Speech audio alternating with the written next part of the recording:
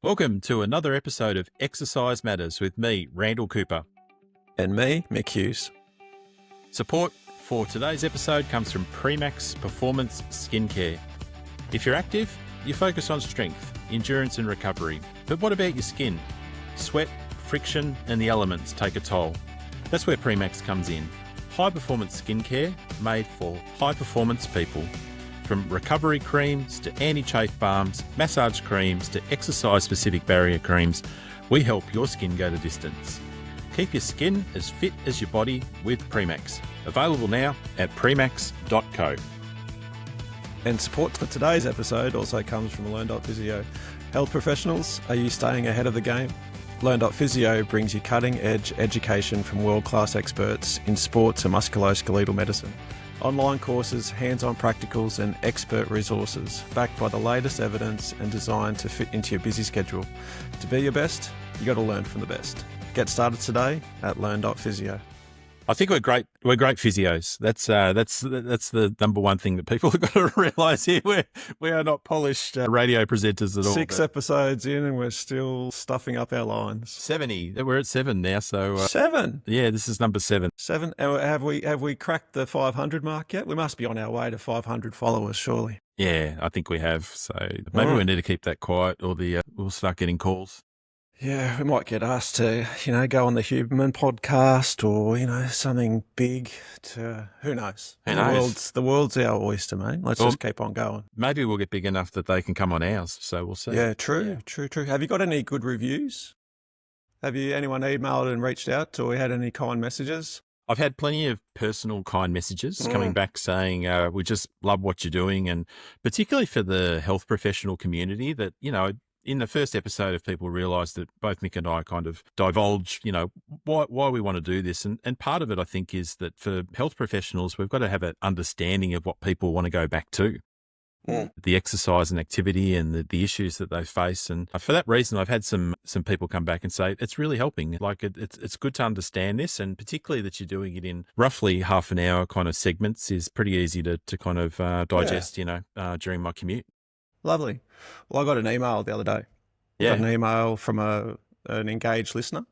She writes, 49-year-old female from the Gold Coast and really enjoying the podcast, practical tips. Love the advice you guys give. I take away all those bits and nuggets of information and apply it on a daily basis. P.S. Better call Mum, Michael. It's nearly Easter, so you better give Mum a phone call. That was from my sister. My sister is loving our podcast, so good to know. Well, that's great. The one review we've got so far. Yeah, maybe I'll ask my daughters to write in as well. So we could, but no. I think it's been well received, and the growth of our followers and stuff has been really heartening. So I should say that if people do have any episodes that they'd like Mick and I to tackle, or any topics that you just find interesting and novel, we do have heaps of ideas, but we're always looking for feedback from our podcast community. So please let us know.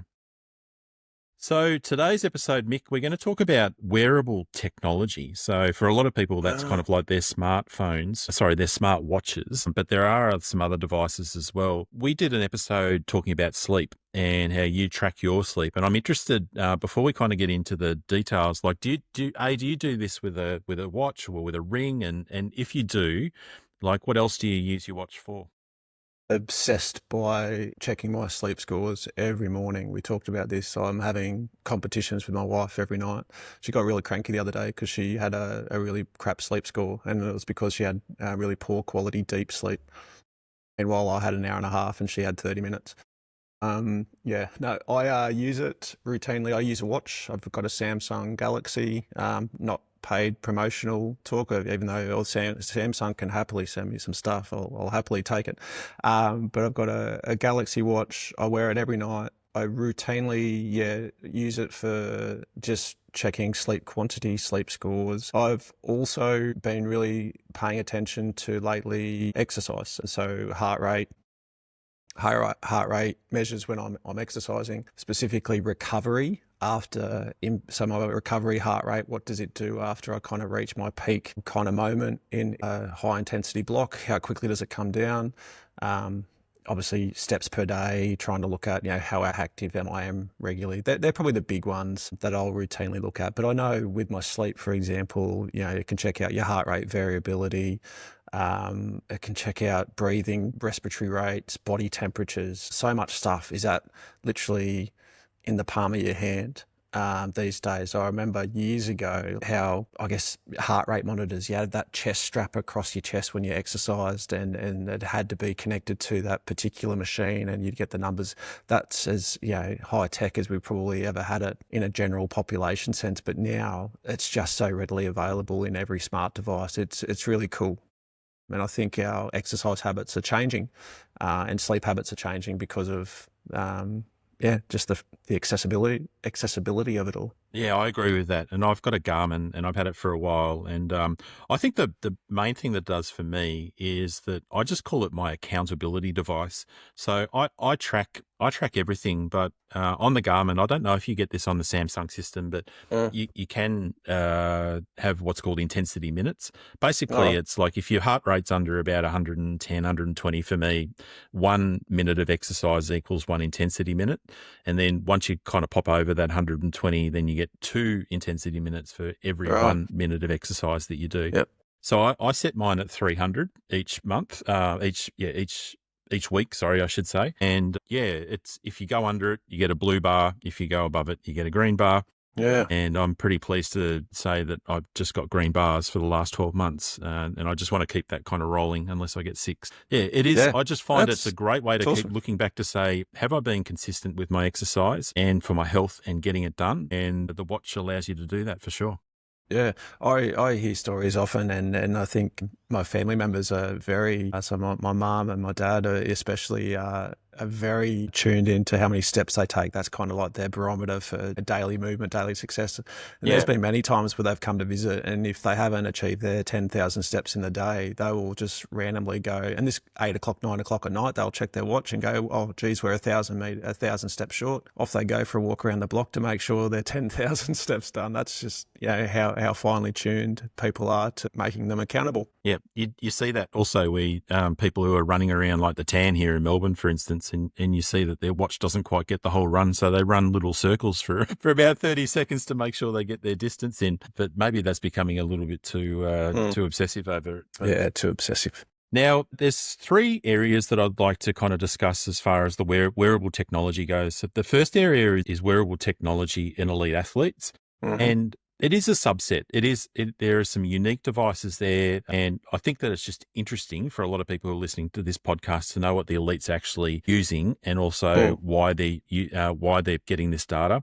Then the second thing is smartwatches. I'd like to go into what are the components of the smartwatch, how do they assist, what do they measure, some of the things that work well, some of the things that don't work so well. And then the last one is beyond the wrist. So alternatives. We'll talk about some like things like chest straps and smart clothing that's kind of coming Yep. in. There's even mouth guards that are helping with concussion data, etc. now and head Mm. injury.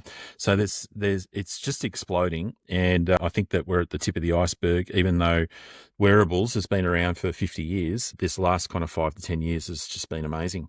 Yeah, it's just becoming so accessible now. It's cool that it's now sort of getting into clothing. I remember like hearing stories about you getting little trackers in your shoe, or you're getting little sensors in your shoe, and that information was being transmitted up to your device. Now that information, running asymmetries, plyometric ability, all those kind of things are being picked up at your wrist, which is fascinating. I'd be really interested to hear, and you may or may not talk about it today, but the accuracy of them. How accurate are some of these measures, and are there some measures that you can hang your hat on, or are there some measures that you just sort of take with a very, very fine grain of salt?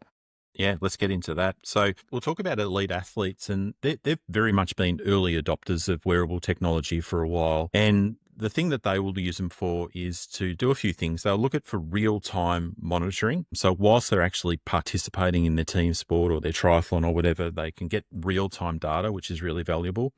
Injury prevention, and we'll talk about some of our mate Tim Gabbett's kind of acute and chronic workload ratios, etc., and how the wearables kind of assist with that, and also performance optimization. So Essentially, like there's two devices that the elite athletes will wear. The first one is more kind of revolves around team sports, and that's where they'll have the GPS vests or what's called the inertial measurement units or IMUs.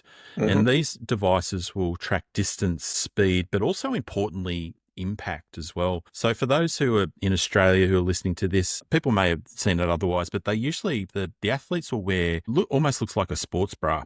Yeah.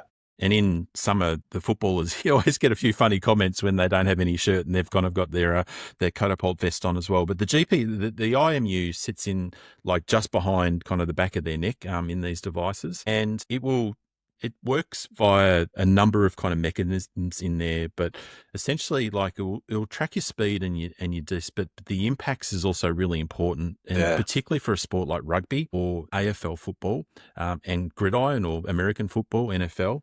These things, you wouldn't think that, you and I exercising this would matter, but it does. Like how many times someone gets tackled and gets plastered into the ground, has to get up, and then that's an enormous effort for a body. So these things will do it. The other cool thing about it is that it will not only just use GPS, but it'll also use in some of the basketball stadiums, like in NBA and stuff, like they've actually got sensors around the courts that will pick up where these players are. So the data that comes back to mainly the sports scientists, is incredible. It's amazing. I really like what you just said before about the contacts and the forces, because without that information, particularly in the elite world, you kind of, in some instances, if we didn't have that repeated contact and that known volume of the amount of tackles and how heavy they were and how heavy the hits were, sometimes you'd be comparing, apples against oranges. You may have a game where the players covered 5 kilometers of match distance or 10 kilometers of match distance, but one game in particular might be a little bit more heavy-handed than the other, and the amount of tackles and the amount of sort of physicality there in that same amount of distance covered would be absolutely chalk and cheese. So it allows you to, adjust the person's training load in the subsequent weeks, knowing if they've had a really heavy-handed game and been roughed up a little bit more than usual.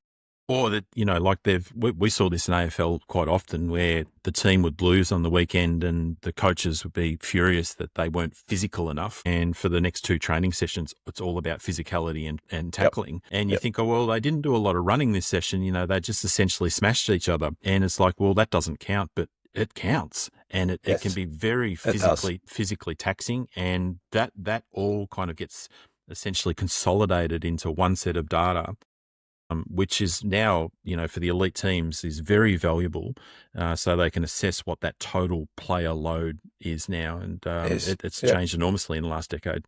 Yep. We in netball a few years back, we had some units that we used. I forget the brand, but they looked for accelerations and decelerations. So it had accelerometry data, decels, and that's probably what we found in netball to be actually quite useful, because you'll talk about load management in a second. We'll talk about acute training loads, chronic training loads. What we found, though, in particular, some type of bone stress injuries and some of the overuse injuries, so to speak, in some of our athletes, it came down to the amount of D cells that they did on any given week. You obviously go into a little bit more, but the acute chronic workload ratio, they're basically counting up all the sessions that you do per week, compare one versus the other. But what doesn't get teased out in that information, because it's looking at everything they do in that particular week, is really, really teasing out for us in particular was the D cells. A heap more D cells than what they did in the previous weeks was certainly, we're seeing a trend there that the people are getting sore and the athletes are getting sore and coming to us a little bit more for treatments.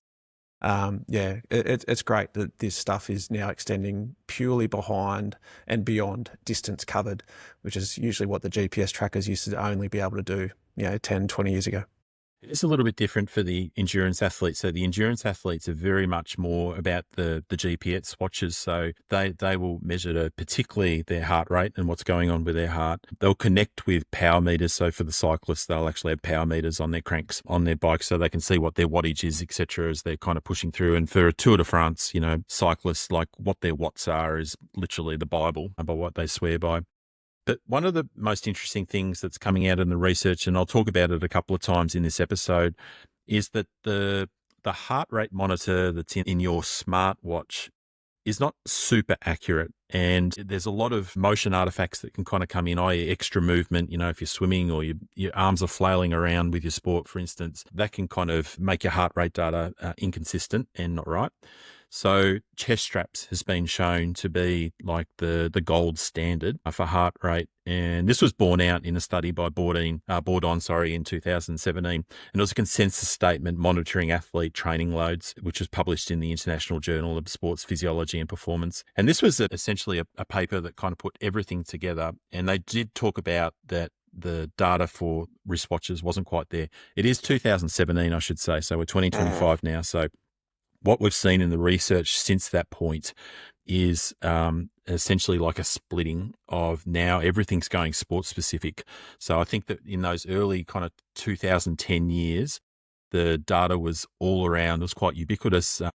Now what we're finding is basketball wants their own thing, NFL wants their own thing, AFL wants their own thing, triathlon wants their own thing, skiing wants their own thing. So the data and the devices are getting quite specific for that. But the application of this data from the wearables really, for elite athletes, informs what we call load management through assessments such as player load or acute chronic workload ratio. That's a term that's thrown around a lot in sports science, which really helps the coaches kind of adjust training and reduce injury risk. So just kind of going into like ACWR just a little bit more. So what the acute chronic workload ratio compares is that what is the player's short-term training load, typically like the last 7 days or so, versus their longer-term training load history, usually like the past month or 28 days. And it provides a snapshot of how prepared or stressed the athlete is.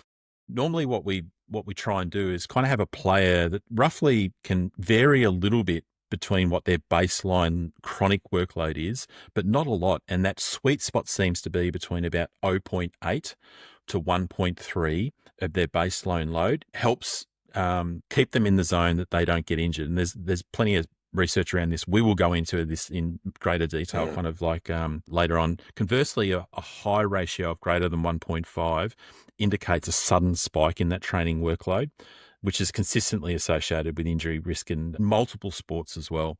So coaches, whether it's football or whether it's triathlon, if you can get a very accurate understanding of what the player has as far as their player load, and that includes all these collisions, decelerations, heart rates, that kind of thing, you can combine that all into one set of data and then make sure that they're reasonably consistent or increasing or slowly decreasing their training load or their player load is super important. And that's where they're at now. It's good to see. Yeah, it's brilliant. And that's the kind of stuff that, having this information and allowing you to adjust, your training appropriately. Like we talked about recovery early on. We've talked about, protein and diets and sleep and all those kind of things that assist in your recovery. But, something like this to allow you to, accept the week or two where you do go a bit harder and heavier, like how many AFL clubs and rugby league teams and, endurance athletes go through high intensity training blocks that may last a week or two to really give themselves a bit of a boost and get that superimposed physiological response, so they just get fitter and stronger. They go through these periods of time all the time, and then the body can handle it. It just tends not to be able to handle it in a sustained fashion. Usually more than 2 weeks, it tends to sort of go a bit pear-shaped. But what it means for us is knowing that we can push ourselves harder than usual, but then we just need to sort of taper it back down again. And having these numbers in the palm of our hand can be really helpful. And it's nice to see it come to life in the general population, who often don't get this kind of information. It's very much reserved for sports science and the elite world, and to see the general population take an interest and have that in the palm of their hands is really cool. It's a great point, and it's one that I want to make, and I want to make sure I kind of get it in the middle of this episode right at the end. But it can get almost too addictive where all you do as an athlete at any level is just look at your phone or the data on your phone or your watch, I should say, and just treat it as the gospel. Whether it's recovery measurements, like your training load status that you get on the Garmin Connects, etc. I think that there's still an element where these devices still aren't completely accurate, and even at the elite level, it will still come down to having an honest conversation with yourself or your coach or whatever. How do you feel? Am I tired? Am I ready to go? Is the watch kind of telling me what I already know? Because you can get analysis paralysis with just taking too many data points with these watches and devices now. So simplification, and I think following 3 or 4 key metrics is really important for most athletes. Yep, fantastic point. Yep. So let's talk about smartwatches now. And these are, a lot of people now who are exercising have these. So they will pretty much do 3 things reasonably well. They will track your heart rate, they'll track your distance, and they'll track recovery metrics. And there's quite a bit bundled into these chunky little watches now. And I'll go through this 3, for me anyway, there's 3 things that are really quite key in there. The first is an accelerometer. So that measures movement in 3 dimensions. So that's the thing that helps track steps or your movement intensity and body orientation. Then there's the gyroscope. There's a gyroscope in a watch, and that detects rotational movement, motion, which kind of helps with gesture control, stability, and activity classification. So it understands whether, like in the gym, for instance, and it doesn't get it right all the time, whether you're doing a squat or an RDL or a bench press or whatever it might be. The other one, and probably most controversial at the moment, is the optical heart rate sensor. So they're also known as PPG. And that uses a light-based sensor to monitor your heart rate, also your heart rate variability, and which in turn kind of then helps calculate your stress levels as well. And it's a little green light. In your one, I assume the little green light just pulses, and that's what's measuring it for you as well, Mick? Little green light there, mate. And I'll probably put my hand up and say, I don't agree with the accuracy, particularly of the stress levels. There's been many times where I've been sitting stressing my absolute brain out, and it's just happily saying that I'm 99%. Any more relaxed and laid back, I'd be staring at the ceiling. Wow. Yeah, so I'll some personal experience. I'll disagree with the accuracy of the stress levels on my watch. Well, I actually find it's reasonably good. You should see how it peaks when I have learn.physio meetings. Like it just goes through the roof. It goes down to 0. It should be relaxed, mate. It's great. No, it's all going well. There is actually some evidence to show that the PPG, the optical sensors, as I spoke about before, are not as accurate as the heart rate monitors, because the straps that you have around your chest are measuring directly your ECG, basically the electrical activity of your heart, versus the green light that's in your is just looking at volume changes in the superficial blood vessels there. So the chest straps are the gold standard and the best ones. And you'll find that the elite athletes, particularly the triathletes and runners, etc., will use the chest straps pretty much all the time. Yep. Also in the watches, you'll find that there are pulse oximeters now. The new Apple Watch has got a skin temperature sensor and also an ECG sensor as well. So they're trying to get away from the PPG. We know that they've got compass and magnometers and also ambient light sensors as well, which will just allow it to kind of adjust to whether you're exercising in the dark or outside as well. So heart rate monitoring is kind of like number one. I made the point already, but the heart rate monitor that's on your watch is very convenient. And for me, I find it's a nice proxy. So, like when I'm a swimmer, for instance, so when I'm swimming, I can see how hard I'm working, and I know that I won't completely trust the data. But for me, not being an elite athlete, it's close enough for me to kind of get that intensity score. And then I combine it with how hard I feel like I've worked and whether I need to sleep in the afternoon after the session. Yep. So I kind of put those 3 things together to work out how hard I've gone, basically. Yeah. And do you routinely sort of have that self-rating of perceived exertion? Do you sort of ask yourself that question, like, 0 being asleep, 10 out of 10 being the highest you've worked? Yeah, I do. Yeah. And I mean, usually I'll plan it as well. Like, and if I am training up for an event and I do want to train, and I'll say, all right, well, I've got 4 sessions that I'm doing this week. My Tuesday, Thursday sessions are going to be big ones. And I want to go hard, and then I'll back it off kind of on the Saturday or Sunday session, for instance. So I will look at my watch. I'll look at the data from that, but I'll also basically self-rate as well, and I'll combine it. Most of the time they agree. Yeah, but sometimes they are a bit different. I've got a really big disconnect, and it's probably just me. I've got if I sit on a stationary bike and I'm, sitting on well, this morning, for example, I had it on level 6 and I just burned away for, 20 minutes, just at a continuous pace, about 60, 65 RPMs. By the time my session was done, I had my heart rate hovering around 185 beats a minute. Now I'm a 44-year-old man, so that technically sort of has me at 176 maximum heart rate if we use the old 220 minus your age formula. I certainly didn't feel that way. And that's not to say, the heart rate monitor in my watch was completely off, but maybe it's just my poor ability, my poor tolerance to exercise at the moment. But I've always found that the heart rate that I'm punching out on my watches certainly is a big disconnect by how I actually physically feel.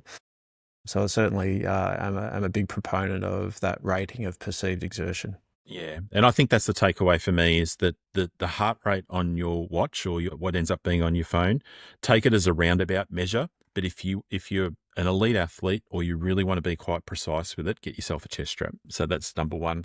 Then there's also the GPS and the distance tracking. So modern smartwatches, and I haven't gone into all the studies because there are quite a number of them, but the consensus is that they're pretty accurate with your location. They'll use Mm. satellites to triangulate your location, and the error is somewhere about 1.5 to 2 meters in It's open nothing. environments. It's not a lot. It's not a lot. Not But for if a you 5K run. not for a 5K run, but if you're playing football or something like that and you really want to know exactly where you were at any one time, then it can be a little bit off, but generally it's pretty good.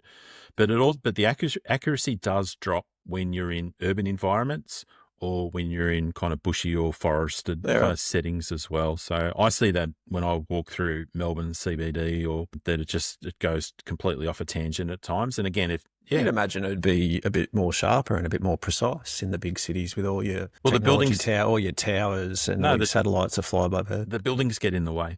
So the concrete, There you go. the GPS Concrete satellite, jungle. yeah, they can't see it. So take that with a little bit of grain of salt. The newer watches are getting what's called a dual frequency GPS and GLONASS is what it's called, which is essentially two systems that kind of talk to each other. So they are getting better as kind of time ticks on. But yeah, generally they're pretty accurate. Then the other metrics that it'll take smartwatches is the step counts are generally, the consensus in the research is that generally they're quite accurate. So if your family are wanting to do their 10,000 steps a Yeah. day, they're probably doing 10,000 steps a day. One thing that seems to be that the watches don't do well at all is estimate calories burned. So I know that like when I've done some big open water swims in the past, like I was training up for a big one a couple of years ago, and I would spend 2 or 3 hours kind of swimming out in the ocean. It told me that I burn 3 to 4,000 calories in Oh, that time. So I was definitely hungry after it, but yeah. And the research kind of agrees with that in that it just doesn't estimate how much energy you burn. So if you're kind of basing like your food intake on what your watch is telling you, then I'd suggest that you do something different, actually. yeah. Yeah. Good point. The other thing that the watches don't do so great, and I don't know how you go with yours, Mick, is that when you're doing strength training, resistance training, weight training in the gym, it can detect reps and basic exercises, but you need to manually log in your weights, some other data. For me, like I've tried it plenty of times, and it just gets exercises mixed up. And I know that I do some bizarre exercises, so it doesn't know what I'm doing. Yeah. No, But I don't, yeah, I don't use it. I don't use it for that feature. I just manually enter it in. Yeah. I keep it pretty simple. And of course, these smartwatches obviously have got to tell the time function, right? Like they must be pretty accurate at, the time of day. yeah, that's Yeah, what good. that's what a Oh, watch that's does. good. As long as there's some 100% certainty in what the watch can do, all this kind of conflicting evidence you're throwing our way. Hopefully, the time's a very constant feature in the watch. Yeah. So they're the two main ones. The elite athlete stuff I think is interesting. The smartwatch is what most people have. I just want to make mention because we're just ticked over half an hour already, but to kind of keep it really concise, some other things that are emerging kind of like as far as the tech goes, smart clothing is something Mm. that's kind of coming out. These are sensor integrated garments. Like there's a brand out there called Hexaskin that will track your heart rate, your respiration, and sometimes even your muscle activation and your posture. So these are, I wouldn't say they're mainstream at all, and they're really quite expensive. So just like a garment that you put on like a tight under compression shirt Mm. in Australian dollars is $1,500. So Whoa. yeah, so in Yeah. American dollars that's $1,000. So it's a lot of cash when you'll get almost as good data from your watch. So smart clothing is there. Smart insoles is something that is kind of in some sports, which will measure ground reaction forces, your stride, your balance, asymmetries, particularly between kind of left and right, and whether you're pronate on one side versus a little bit more. So this can be quite valuable to people like us and podiatrists and sports scientists to help with gait retraining and monitoring like things like how that people jump and land and whatever. But again, I don't think this is going to hit mainstream. Yeah. So they're the insoles. The Samsung Galaxy does. Our daughter's just gone to do some cross country running, cross country training, and part of the data that she gets back from her runs is some asymmetry data. So I don't know how that information's picked up between determining how much load she carries on her left and her right in each step. But that is coming through on some of this sort of smart device stuff. But I would probably hang my hat a little bit more on the accuracy if it was actually a Mashoot. Yeah, I know that the GPS, the lead athlete ones that the IMUs, I should say, they will pick up left and right differences, and the clever guys will say, like, we can pick a hamstring injury before it happens because we'll start to see one side a slightly longer stride length than the other. Yep. And fatigue on one side versus the other. But how a watch gets that, yeah, I'd be dubious. Definitely. The last thing that I'd just like to quickly touch on is probably the most popular other device in inverted commas, which is the Ring. I mean, yes. Aura is the one that's becoming really quite popular. That tends to be a bit more of a wellness focus now rather than it being kind of like a sports specific one, but it prioritizes sleep, readiness and physiological recovery. And because the device is on your finger versus on your wrist, there's actually been a paper that was published only last year by Robbins and colleagues in a journal that I've never come across till I researched this episode, Mick. It's called Sensors, right? So here we go. Yeah, here we go. Is it a peer-reviewed journal? It is a peer-reviewed journal, but they don't have 333 subjects. What's their impact factor like, mate? I'd be dubious. But I didn't check it out, but sometimes you just give what you can get. So this is that. So they looked at the Aura Ring versus the Fitbit versus the Apple Watch, and this is published last year. So there's probably a new model in there. What they found was that the Aura Ring was the most accurate for sleep staging, and it showed the closest agreement with the global gold standard of PSG, which is, when you go in for the sleep studies and they'll estimate it through that type of thing. So as far as assessing your sleep, the Aura Rings tends to be a little bit better than your watch, according to this study. All devices were highly sensitive in detecting sleep versus wake cycles. So I think that for people who are looking for recovery and general wellness scores, Aura Ring is not a bad one to consider. The last one that just out of interest is, for instance, and even like these smart devices are making their way into like headbands and mouth guards, and World Rugby, like a couple of years ago, put together a study and has supported like a device that's in the mouth guard that will look at head collisions and concussion and head injuries, and they can extrapolate data from there, and also advise on when players should return to play after they've had a concussion or a head injury as well. So amazing the direction this stuff's going in. I love technology. It's it's just come along in leaps and bounds. Every facet of sports science and physiotherapy, health and wellness has just come along. I can't wait to see what the next 10 to 20 years bring when we're in our 60s and 70s, mate. I wonder what kind of tech will be out there for us to consume.